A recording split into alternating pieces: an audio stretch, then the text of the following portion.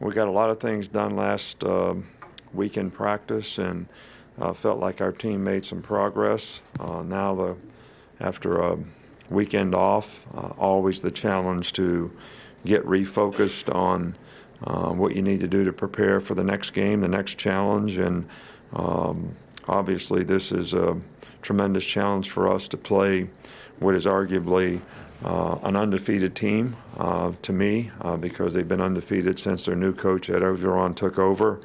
They've got a very good team, playing very, very well right now with new energy and enthusiasm. They've been a lot of really good games against these two teams through the years. It's kind of developed into a rivalry game of sorts because both been ranked over the last 8 or 9 years, most of the time in the top 10. So this is a real challenge game for us. We'll find out who we are, what we're made out of, and how we can compete in a very difficult circumstance. Ed took over this team, and they have played extremely well in the last 3 games in all phases of the game, on offense, defense, and special teams. They have some really outstanding players on both sides of the ball. Leonard Fournette, probably one of the most dynamic running backs that has played college football for a while, and is playing extremely well right now. And when Geis comes in for him, there's not a lot of drop off there, and the quarterback has played really well and created a lot of balance for him in the last couple weeks. And they've got a couple really, really talented receivers that are really, really good players, and they got a big, strong, physical offensive line that does a great job of executing their running game. And when you get to the defensive side of it, it doesn't really get any better. They're in the top 10 in a lot of categories, and one of the most difficult teams to score on. Very good in the front. Arden Key is a very good rusher. Kendall Beckwith is an outstanding linebacker who leads in tackles, but also runs the show out there and does a really good job. And this is probably the most athletic, talented secondary that we've had to play against, all year long. They've got really good specialists on special teams, good returners, good kickers, good punter, and they've got good team speed, so they're always really good on special teams. So this is a really outstanding team and a great challenge for our team, and we're just anxious to go to work today and get back at it with our players. We'll start over here on the right here. I was wondering what specific ways you've seen Damian Harris improve from last year to this year, and what role Burton Burns played in that. Well, I think Damian, all freshmen sort of, when they're freshmen, sort of feel their way, find their way, not sure about what they're doing. We could see that Damian was a very talented guy, but I just think was not confident in what he was being asked to do. As this year has progressed, he's gotten more and more confident. I think he has a better understanding.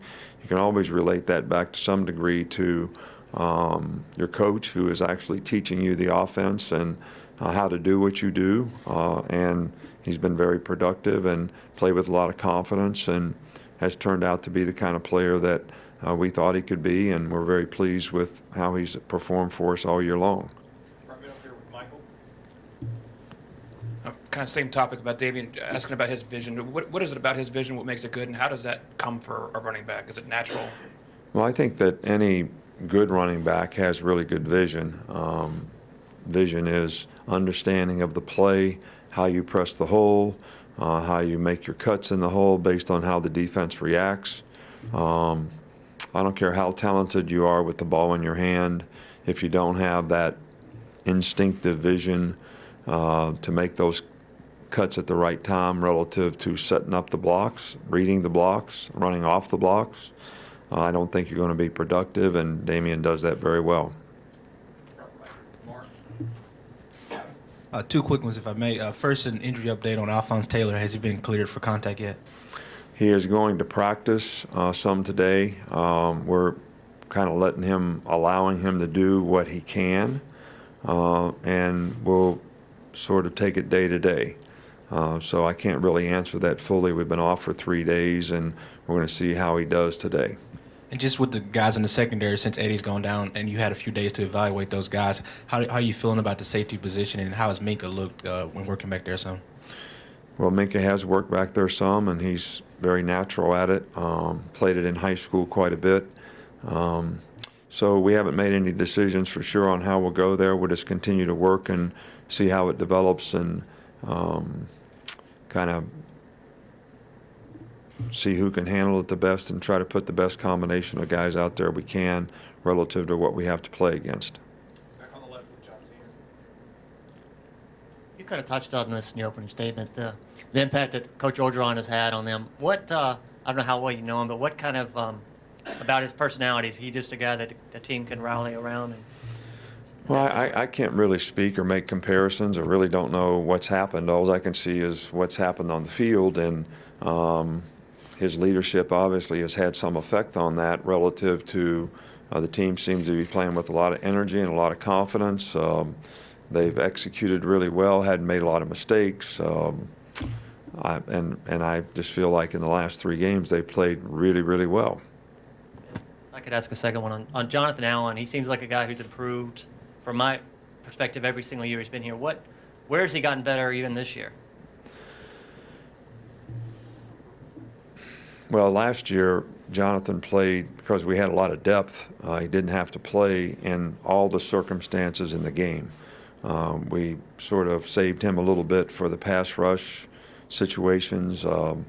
And he played some and alternated in there and did a really good job. But this year he's having to play in all phases of the game and has done really well, whether we're playing against a running team or whether he's been called on to pass rush or whatever it's been. So I would say that we had confidence that he could do all those things a year ago. He didn't have to do them as often, but he's accepted the role of what he's had to do on this year's team and done it extremely well, both run and pass. Looking at Jalen going into a game like this where LSU is so talented on the defensive end, what's the biggest thing you want to get across to him going into a game like this? I think the number one thing that everybody has to do on our team is you got to focus on what you got to do to execute. This is not a trick 'em type situation. I mean, they're going to line up like they line up, and you're going to have to block them, and you're going to have to read what they do, and they're going to play man-to-man, and the receivers are going to have to beat them, and the quarterback's going to have to make throws in small spaces. We're going to have to protect the edges because they've got 2 defensive ends that both can rush. So there's no magical potion for what you do relative to playing in a game like this. It comes down to your ability to execute, block, tackle, focus on the things that you need to do to execute one play at a time in the game, and that's going to be important for the quarterback to do as well and take what the defense gives, and they're very, very good at what they do, and we need to be very good at what we do. Back in the front, on the other side with Ken. Just wanted to ask, your punt return options, did you look at that some last week, and how'd that go? And how important is 4th down in a game like this where field position could be so crucial? Well, we have, looked at our options there. We've had several guys back there that's been back there this year. Xavier Marks has been back there, returned one for a touchdown in a game. Trayvon Diggs has been back there. So we'll continue to evaluate which one of those guys. I think the most important thing in games like this is who's going to do the best job, especially, they're a spread punt team. They've got a left-footed punter. They do bulldog rugby punt sometimes. So the judgment of the guy back there, when to field the ball, when not to field it, when to play it on a hop, when to get away from it, I think that's really critical. And when you're playing against this kind of team, they do a really good job of covering. They've only had like 6 punt returns against them out of 32 punts or something like that. So, I think the key thing is possession of the ball in a game like this. Coach, when did you first realize that you had something special in Jalen? Well, I think it's a work in progress. We wanted to play him in the first game, so we did that because we thought he had a potential to do some really good things and make a contribution to the team, and he certainly responded well in that game, and we sort of build on that, and you never know how a guy's going to develop and how he's going to improve, especially young players, how they can handle the responsibility that they have, how they can handle their ability to focus and stay with what they're doing. and he's done that extremely well. And I think it's going to be important for us that he continues to do that and he continues to grow and learn. And there's a lot of things that we can do better on offense to be a little more complete team. And I think that those are the things that we focused on a week ago in the bye week to try to improve on. And that's going to be something that's going to be important for us to be able to do in this game. Stay in the back with Cecil. Coach, I have two. First, Calvin Ridley's numbers aren't going to be probably this year what they were last year. How has he handled his role in the offense? What kind of year do you feel like Calvin's had? I think he's having a great year. I think that last year we're a different kind of team. This year we haven't been able to get him the ball as frequently or as on the explosive plays that we were able to last year. It's not that we haven't tried at times, we just haven't succeeded at it. But he's handling it very well. First play of the game last week, he's going crossfield blocking point on Damian Harris's run, and you'd say this guy shot out of a cannon trying to get over there to block somebody. So he's actually doing the things that he needs to do to try to help the team be successful.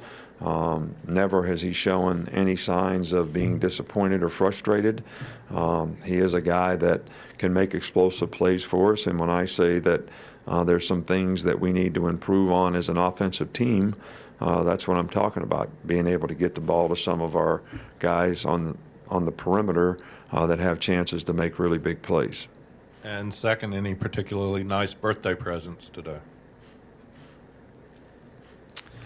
Not really. I only got really one, and it was one of those things where you push the button and it says that's bullshit. That's the only one I got. So I don't know if somebody's trying to tell me something or what. You need that button. They told me I couldn't take it home. I may need it at home more than I need it here, but Two more, Alex and Joe. Nick, I just want to ask you, what do you want to see from Tony Brown this week that makes you feel more confident giving him increased playing time going forward? well, I think that with every player that you put out there and you give an opportunity to play, you want to know that you can trust the guy to do what he's supposed to do. And that would be no different with Tony or any other player that we put out there on the field. That you know what your assignment is, you know what your key is, you know what your read is, and you're going to go do those things, and we can trust you to do your job. That's what we'd want from any player on our team, and that's certainly what we'd like to say that we want to do and get out of Tony Brown if he gets the opportunity to play in a game. We'll wrap up in the back with Joe. Hey, Coach, I know it's a fairly small sample size and the personnel are still the same, but what kinds of changes have you seen to LSU's offense since Coach Orgeron took over? They're using a few more, a little more multiple in personnel groupings, and just done a really good job of executing. Their play action pass game has been very effective. I think it's not real complicated for the quarterback, but he's done a really, really good job of executing and tying the play action passes with their great running game and making explosive plays down the field with some very, very good receivers. So they're a little more open, I would say, in terms of what they're doing, and it's paid some dividends in the balance that they've been able to create by doing that. Thanks, Coach. All right, thank you.